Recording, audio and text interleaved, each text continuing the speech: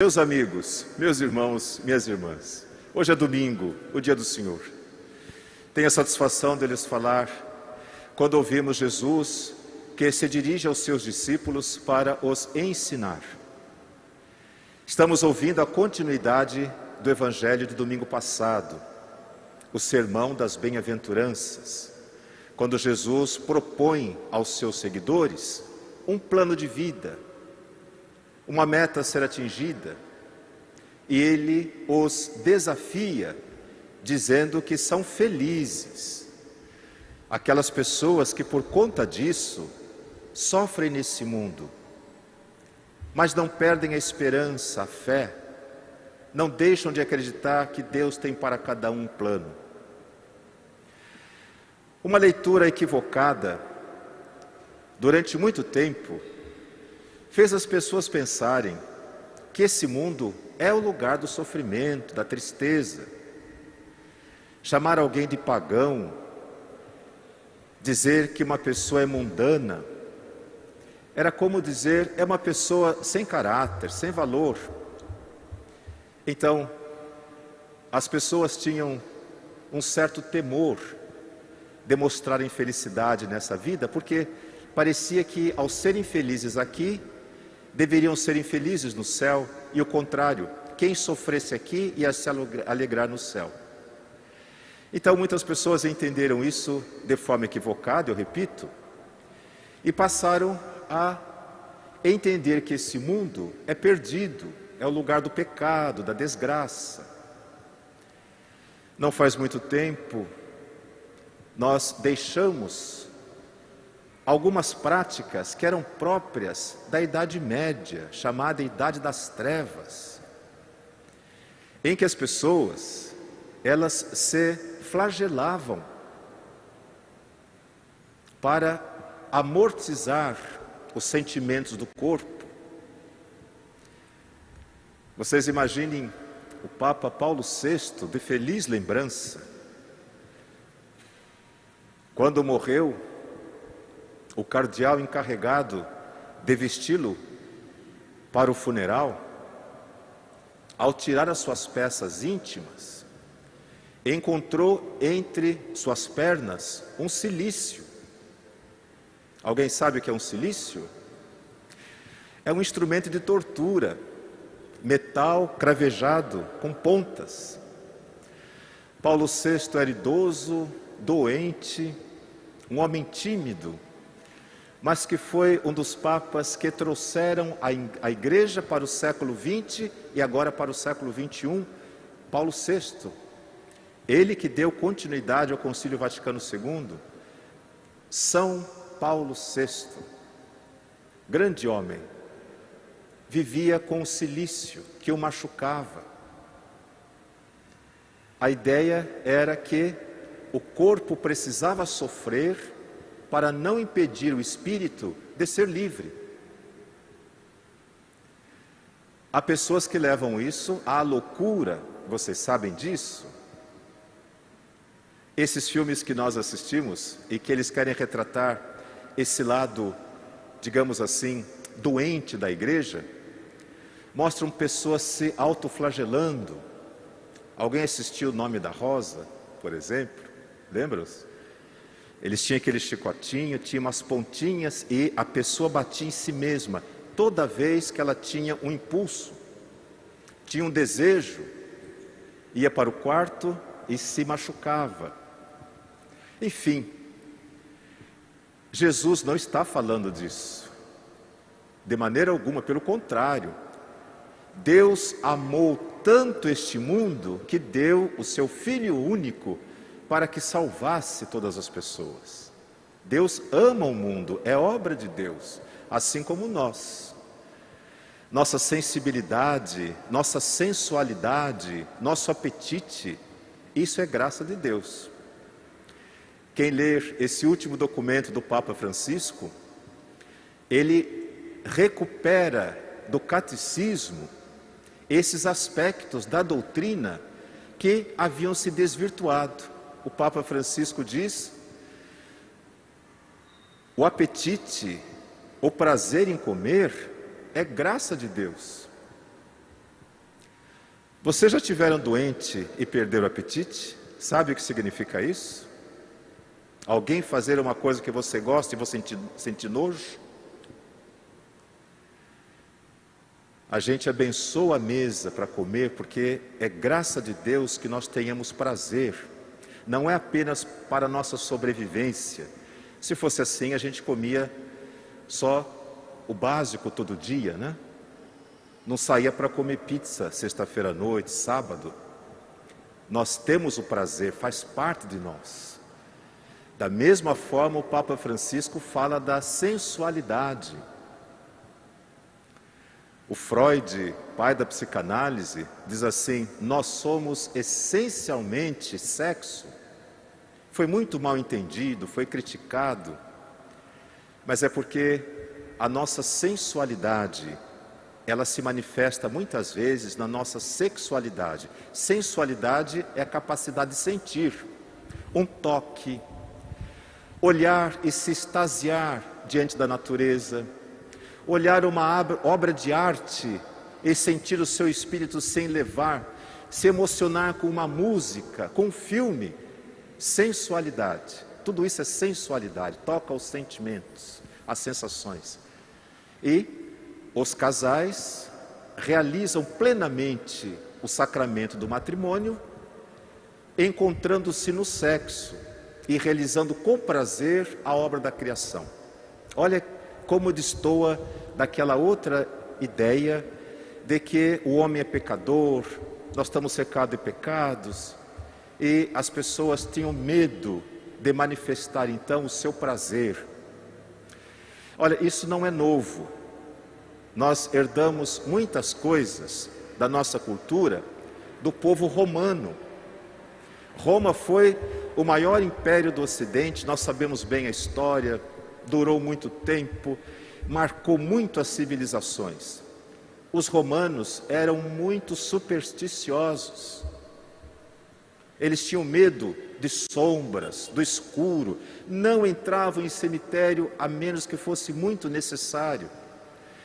Essa ideia que algumas pessoas ainda têm de tirar a terra do cemitério, ter medo de entrar em casa com a terra do cemitério no pé, vocês já ouviram falar disso? Não pode entrar em casa com a terra do que foi no cemitério. É bobagem. Isso vem dos romanos antigos. Eles tinham medo da vida. Quando nascia uma criança e a mãe recebia visitas, sabe o que a visita falava? A avó, a tia, que criança feia, e cuspia. Por quê? Para que os deuses não ficassem com inveja e castigassem a criança. Ai, que criancinha linda, e os deuses ficam com inveja, mandam uma doença, um acidente. Superstições que nós herdamos até hoje. A nossa cultura é assim, marcada por superstições. Jesus é esse que nos quer mostrar a beleza da vida de todas as formas. É dizer, olha o que Deus fez, olhe para você, olha o que você é. Sensível, capaz de sentir o prazer, o perfume das flores. A vida não se esgota na satisfação das nossas necessidades imediatas, mas nós buscamos sempre mais. E é por isso que os artistas se inspiram, às vezes, quando estão apaixonados. Eles são criativos. E assim por diante. Deus criou este mundo como um paraíso, aqui na terra, chamado Éden. O jardim do Éden é o paraíso, a obra de Deus na terra. E Ele nos colocou para cuidar da sua obra. Então Jesus, ao falar aos seus discípulos, felizes os que choram, felizes os que sofrem, Ele está dizendo daqueles que lutam para que essas coisas que eu falei se tornem presentes na vida de todo mundo, não sejam exclusividade de alguém, de um grupo de pessoas. Lembra-se da semana passada, o profeta Jeremias viu aquele banquete do rei com a sua corte, os fidalgos comendo e o povo indo para a guerra. Ele dizia, ai de vós os ricos, malditos, lembram disso? Hoje Jesus continua o seu ensinamento, voltado a esclarecer as pessoas, mostrando para elas a beleza da vida e quanto é importante a gente cuidar para não se tornar amaldiçoado. Quem é amaldiçoado? Maldição é o contrário de bênção. Abençoado fulano, amaldiçoado. Então, bênção é onde Deus está. Isso é bênção. Padre, me dá uma bênção. Eu fiquei aqui na porta, acho que uns 10 minutos tentando entrar, e algumas pessoas me cercaram pedindo uma bênção. E a minha obrigação de dar bênção. Eu fiquei, Padre, me dá uma bênção. O que a pessoa quer? Ela quer que Deus esteja na vida dela, porque ela está passando por uma dificuldade, um problema. Então ela quer uma bênção, ela quer ser abençoada. Amaldiçoado é onde Deus não está. Então, para que nós sejamos abençoados e não amaldiçoados, isto é, para que nós estejamos juntos de Deus, para que Ele esteja em nós, é que Jesus educa os seus discípulos para não se fecharem na sua vaidade, no seu orgulho, em si mesmos, nos seus privilégios. É o chamado de Jesus sempre a sair de si mesmo. E hoje Ele nos mostra esse caminho extraordinário que é o amor. E eu já tive a chance de falar para vocês várias vezes, e eu repito, não existe força revolucionária maior do que o amor.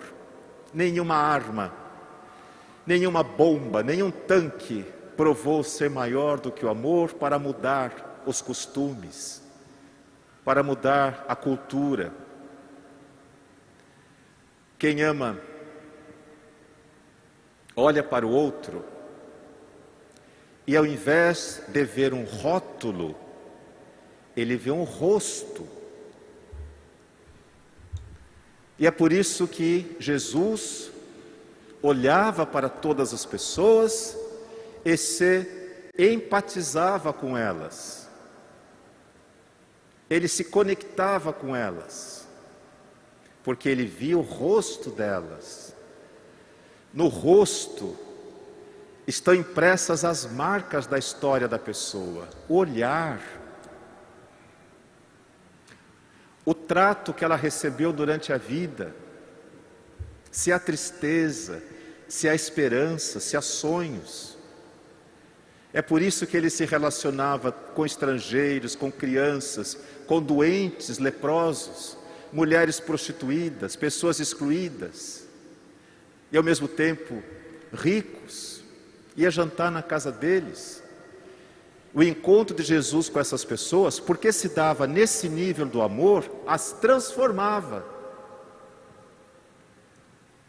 Os pobres eram evangelizados, os ricos eram transformados e se convertiam. Vamos nos lembrar sempre de Zaqueu. Hoje eu vou jantar na sua casa. E ele ficou desesperado. Jesus veio jantar na minha casa? Era um homem muito rico. E à noite Jesus foi lá e jantou com ele e conversou. E no final, a hora que Jesus estava indo embora, ele disse, olha, a quem eu roubei,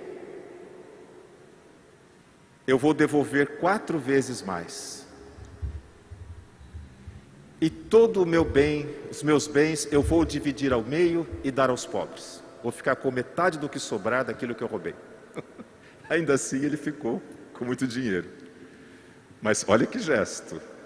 Uma conversa. Não foi com revólver na cabeça, não foi com intimidação, não foi com discurso de ódio. Jesus olhou para ele, viu a sua humanidade e a sua humanidade se aflorou. E ele viu que estava errado. E ele quis fazer o que é certo. Foi isso que nós pedimos na primeira oração da missa. Ajudai-me, Senhor, a fazer o que é certo. Nós sabemos o que é certo. Sabemos o que fazer. Mas nos falta muitas vezes coragem, ousadia, despreendimento.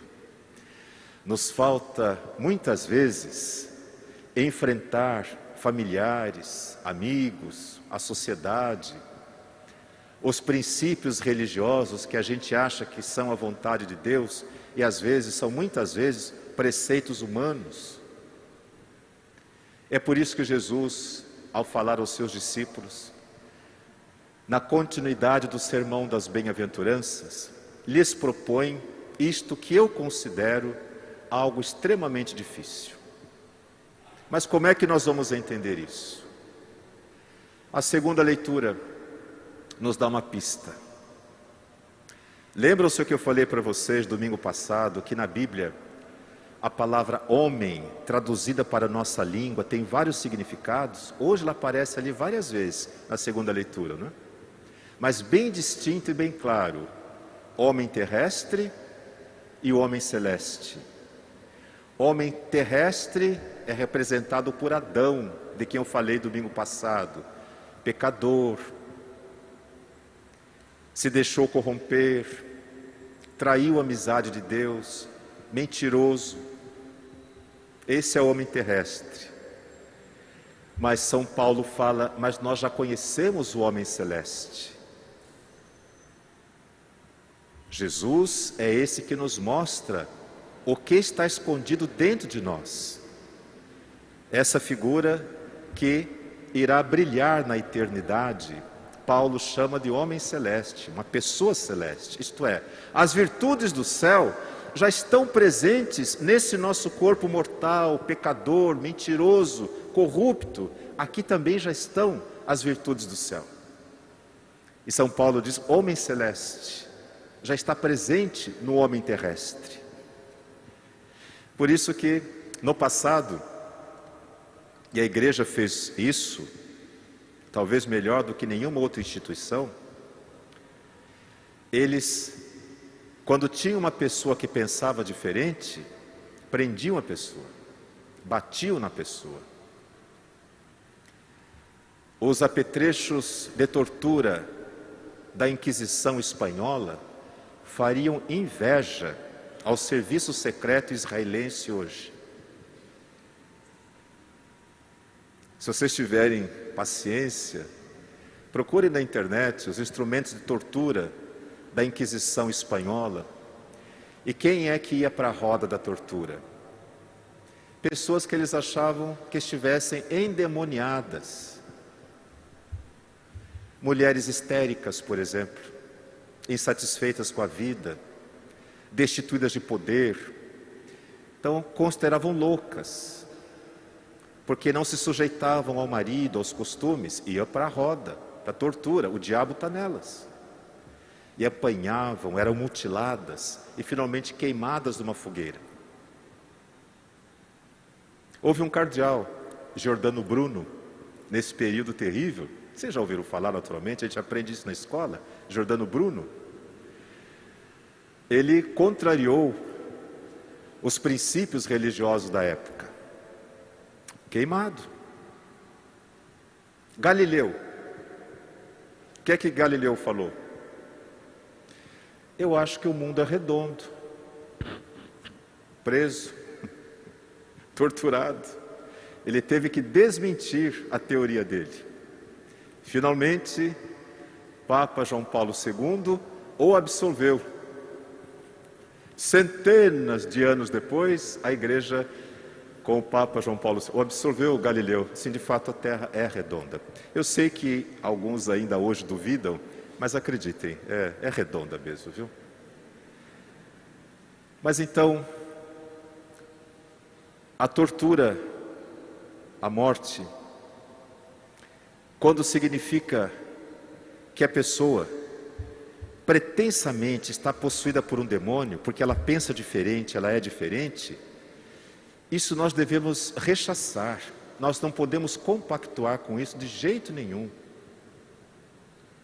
Os manicômios estão sendo fechados, mas algumas pessoas buscam a reabertura deles. Quem vai para os manicômios normalmente? No tempo de Freud, eles chamavam de mulheres histéricas. Eles diziam, um homem não pode ser histérico. Histérico só é quem não tem poder, quem é destituído de poder. Então não pode trabalhar fora, não pode manifestar os seus desejos. Qualquer homem pode, mulher não pode. Então só mulher pode ser histérica. Mulher histérica é aquela que tem faniquito, né?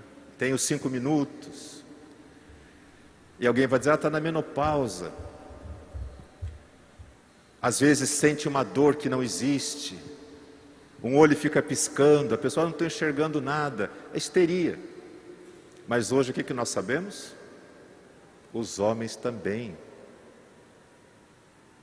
podem se tornar histéricos por conta do alijamento dos nossos desejos. Nós somos tão reprimidos que o nosso desejo reprimido no nosso inconsciente volta para a vida na forma de um sintoma patológico, na forma de uma doença.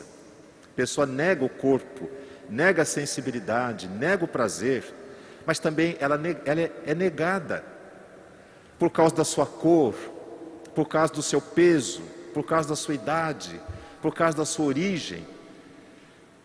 Então a pessoa se sente assim, reprimida, e ela manifesta a sua dor numa forma histérica. É uma doença imaginária que se torna física. Tudo isso para dizer para vocês, não é assim que Deus pensou o ser humano, não foi para isso que Ele nos criou, e não é disso que Jesus está falando, mas pelo contrário. O homem espiritual, o homem celeste já habita em nós, e nós precisamos ouvi-lo também. Assim como nós damos vazão às nossas paixões, muitas vezes desordenadas, e sobre elas nós precisamos estabelecer limites.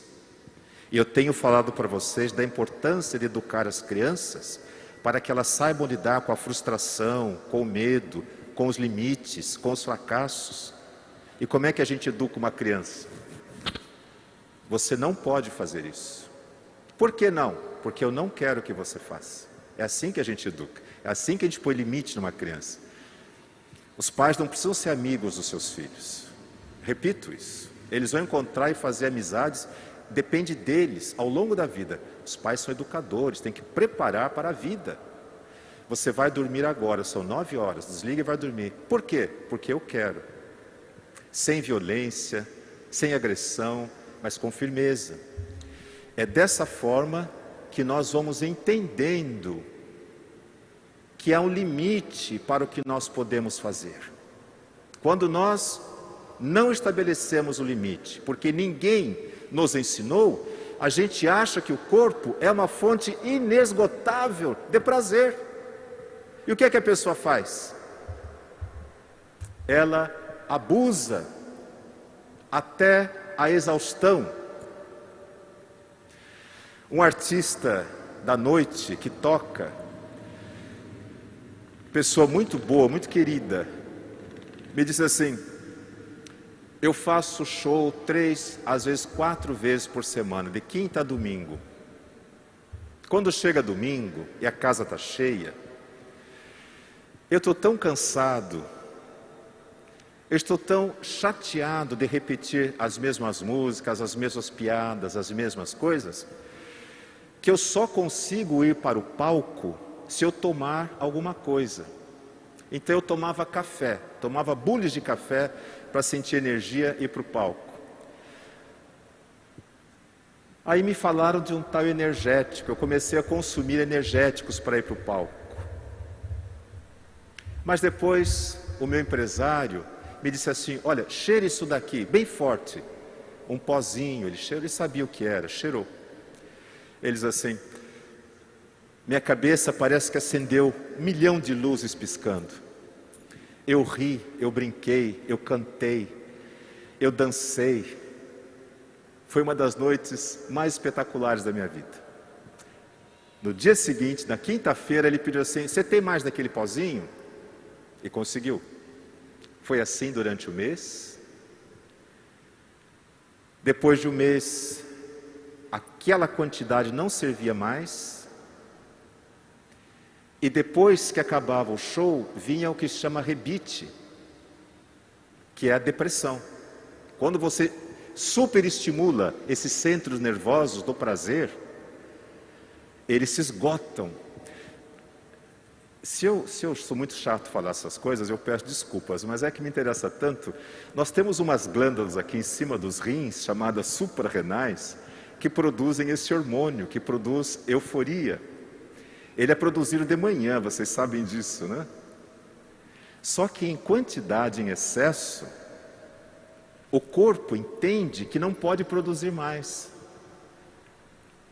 Para que ele produz essa glândula, esse hormônio?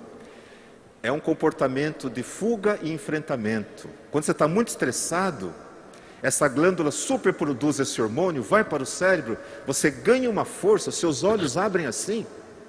Você consegue enxergar lá longe o cachorro que vem correndo, um ladrão que se aproxima, porque você está superestimulado.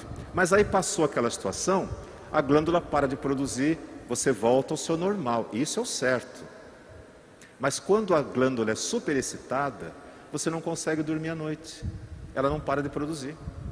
Vem o esgotamento, o cansaço. Você acorda de madrugada, 3 da manhã você acorda assustado. E assim o seu corpo não aguenta muito tempo.